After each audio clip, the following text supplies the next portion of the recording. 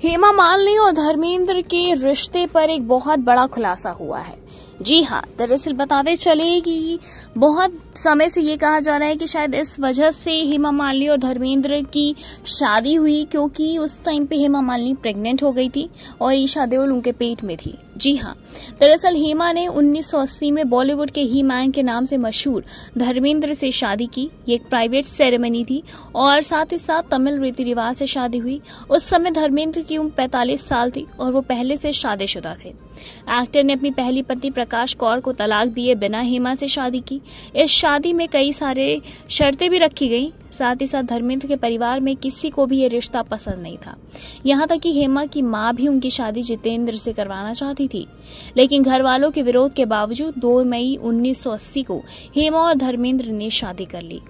इस शादी में उन्हें 2 बेटियां हुई, ईशा देओल और आहाना देओल। बताते चले इसी के साथ हेमा मालिनी और धर्मेंद्र की शादी को 44 ईयर्स हो चुके हैं। इतने समय के बावजूद एक्ट्रेस कभी भी अपने ससुराल नहीं गई। धर्मेंद्र अपनी पहली पत्नी के साथ रहते हैं, जबकि हेमा एक दूसरे घर में रहती हैं। एक इंटरव्यू में एक्ट्रेस ने खुलासा किया था कि वो पति के घर क्यों नहीं जाती। साथ ही साथ उन्होंने कहा था कि उन्हें कभी भी अपनी सौतन यानी कि प्रकाश कौर से और उनके बच्चों से कभी कोई दिक्कत नहीं है। पति से अलग रहने पर बात पर हेमा ने कहा था, कोई भी ऐसा नहीं चाहता, ये अपने आप हो जाता है और अगर आपको इसे स्वीकार करना पड़ता है। हर महिला चाहती है कि वो अपने पति और बच्चों के साथ नॉर्मल जिंदगी जिए, लेकिन कई बार स्थिति ऐसी नहीं होती है।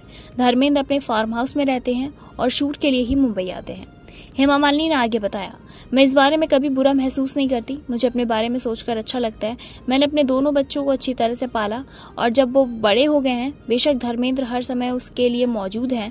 शादी के इतने साल होने के बावजूद हेमा मालिनी और प्रकाश कौर कभी भी साथ नजर नहीं आए। प्रकाश कौर से शादी के से धर्मेंद्र के 4 बच्चे हैं, जिनके नाम है सनी देओल, बॉबी देओल, विजेता देओल और अजीता देओल। फिलहाल इस पर आपकी क्या कुछ राय है, कमेंट के जरिए हमें जरूर बताएं। ऐसी तमाम लेटेस्ट अपडेट्स आने के लिए जुड़े रहे हमारे साथ और देखते रहे नेक्स्ट सन लाइव।